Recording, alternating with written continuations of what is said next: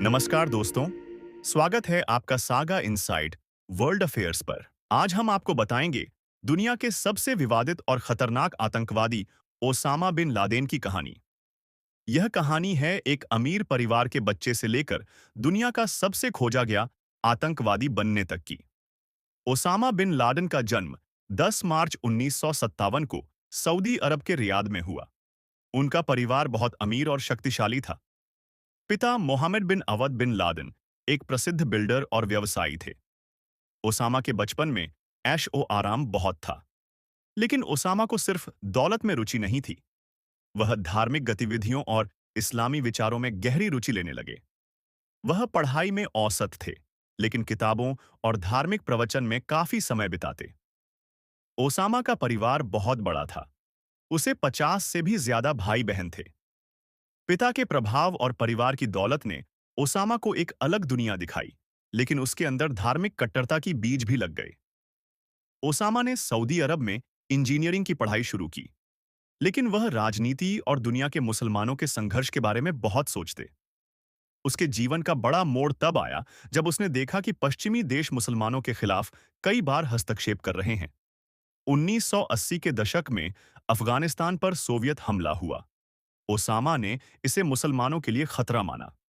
1979 में सोवियत रूस ने अफगानिस्तान पर हमला किया। ओसामा ने इसे मुसलमानों पर हमला माना और वहां जाकर जिहाद में भाग लिया। अफगानिस्तान में उसने कई लड़ाकों को प्रशिक्षित किया। 1988 में ओसामा ने अपना संगठन अल-कायदा बनाया। अल-कायदा का उद्देश्य था दुनिया भर में मुसलमानों की रक्षा करना, लेकिन धीरे-धीरे यह संगठन अंतर्राष्ट्रीय आतंकवाद का प्रतीक बन गया। 1990 के दशक में ओसामा ने अमेरिका और उसके सहयोगियों को दुश्मन मानना शुरू किया। उसके नेतृत्व में अल-कायदा ने कई हमले किए, जिनमें सबसे प्रसिद्ध था 1998 यूएस एम्बेसी बॉम्बिंग, अफ्रीका में अमेरिका के दूतावासों पर हमला, 2000 यूएसएस कोल बॉम्बिंग, अमेरिका के जहाज पर हमला। ये हमले दुनिया को हिला देने वाले थे।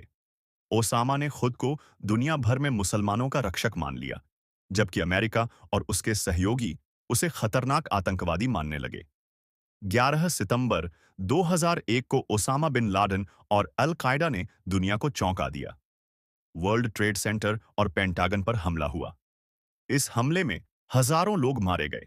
यह हमला सिर्फ आतंक का प्रतीक नहीं था, बल्कि अंतर्राष्ट्रीय राजनीति और सुरक्षा के लिए बड़ा झटका था।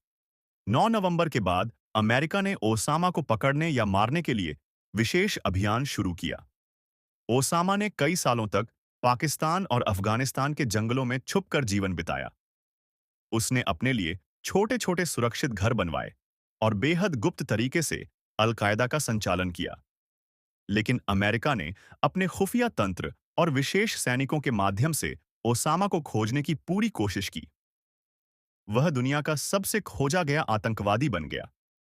आखिरकार 2 मई 2011 को अमेरिकी सेना ने ओसामा को पाकिस्तान के एबटाबाद इलाके में ढूंढ निकाला और मार दिया। उसकी मौत ने दुनिया को एक तरह से राहत दी, लेकिन उसके विचार और अल-कायदा का असर अभी भी महसूस होता है। ओसामा बिन लादेन की कहानी हमें यह सिखाती है कि एक इंसान के विचार और फैसले पूरी दुनिया को प्रभावित कर सकते हैं। दोस्तों, ओसामा की जिंदगी सिर्फ आतंकवाद की कहानी नहीं है। यह एक चेतावनी है कि कट्टरता और हिंसा के रास्ते पर चलना दुनिया और खुद पर गंभीर असर डाल सकता है। अगर आपको यह वीडियो पसंद आया, तो लाइक और सब्सक्राइब करना न भूलें। Thank you watching my video.